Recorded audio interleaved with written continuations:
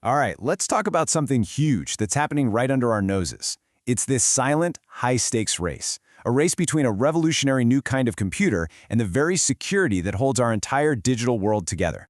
I mean, really think about that for a second. Every password, every private message, every single bank transaction, all of it. What if there was one single key that could just unlock it all?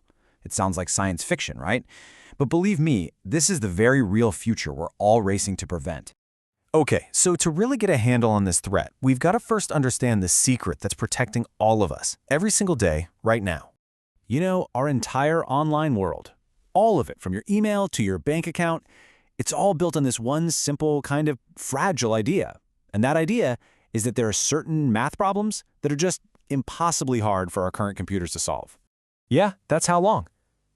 Billions of years. That's what it would take for a normal computer, what we call a classical computer, to crack the encryption that's protecting your stuff right now, something called RSA. I mean, billions of years. That's so long we just say, yeah, it's unbreakable. For all practical purposes, it is.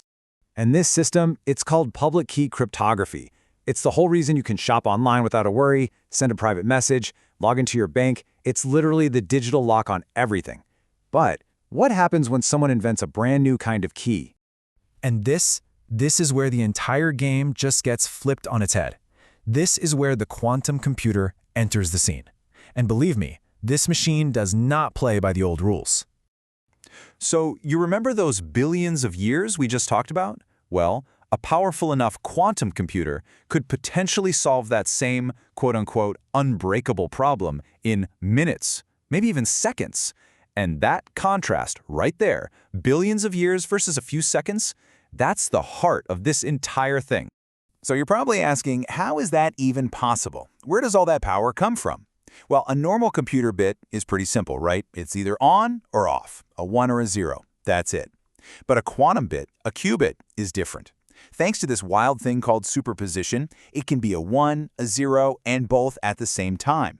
So instead of checking one answer at a time, a quantum computer can look at a massive number of possibilities all at once. It's just an incredible exponential speedup. And here's the kicker. The weapon for this attack? It already exists. It's not some far-off theory. Way back in 1994, a mathematician named Peter Shor came up with an algorithm, basically a recipe for a quantum computer. And this algorithm is, for all intents and purposes, the master key. It was designed for one thing, to crack the exact kind of math problems our entire digital security is built on. Okay, so I know what you're probably thinking. This sounds scary, but it's a problem for the future, right? When they actually build these things? Well, not exactly. The danger has already started. And here's the really critical part to get your head around. Bad actors don't actually need a quantum computer today to hurt us tomorrow. All they need is a bunch of hard drives. It's a strategy with a chillingly simple name: harvest now, decrypt later. Let me walk you through it.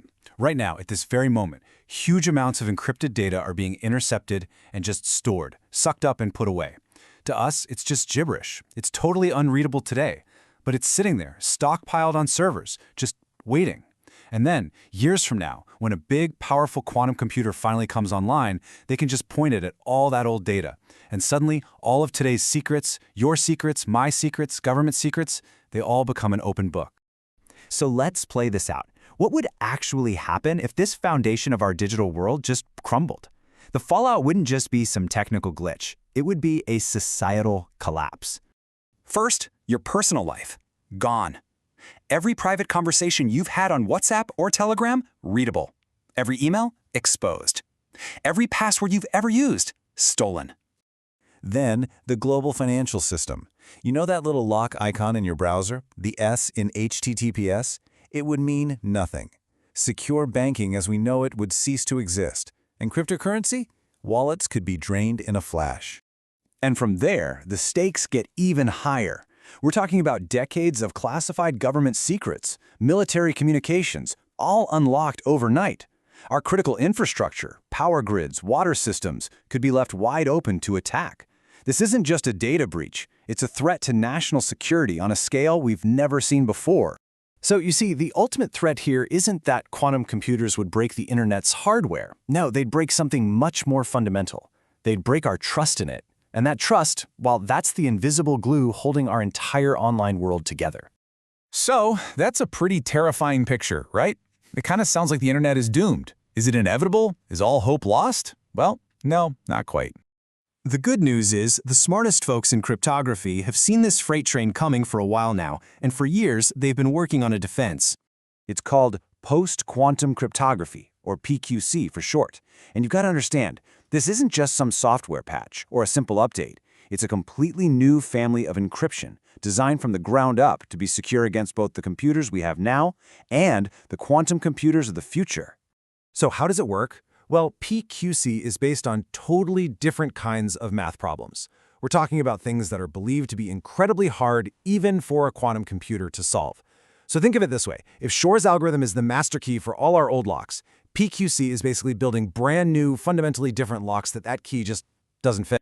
So, we have the new locks, this solution exists. The problem now is that this has become a race, a global race against time to get them installed. And this is where you see the sheer scale of the challenge. The hard part isn't inventing the new locks anymore. The real challenge is replacing every single old lock on every digital door in the entire world. We're talking every server, every smartphone, every satellite, every single thing that connects to the internet.